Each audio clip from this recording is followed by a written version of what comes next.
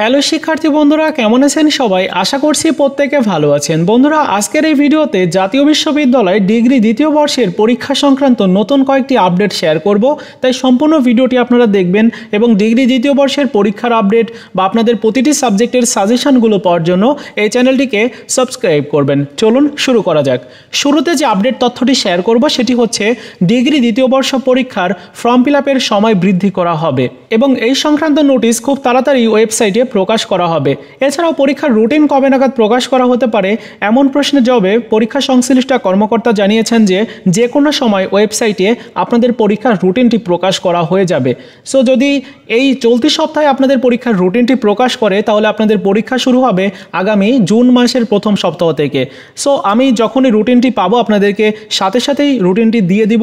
So আপনারা সেই অনুযায়ী প্রিপারেশান নেবেন। মোটামুটি আপনারা জুন মাস থেকে পরীক্ষা শুরু হবে, সেই অনুযায়ী যতটুকু টাইম রয়েছে এই টাইমটার মধ্যে ভালো প্রিপারেশান নিতে হবে।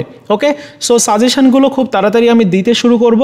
ডিগ্রি প্রথম বর্ষের পরীক্ষা চলছে, এই পরীক্ষার জন্যই দেওয়া সম্ভব হচ্ছে না। সো এই পরীক্ষাটা শেষ হোক, আপনাদের পরীক্ষার যে সাজেশনগুলো অবশ্যই দিব। সো এই চ্যানেলের সাথেই থাকবেন। এই ছিল আজকের মতো ভিডিও। দেখা হচ্ছে নতুন ভিডিওতে। ভালো থাকুন সবাই, ধন্যবাদ।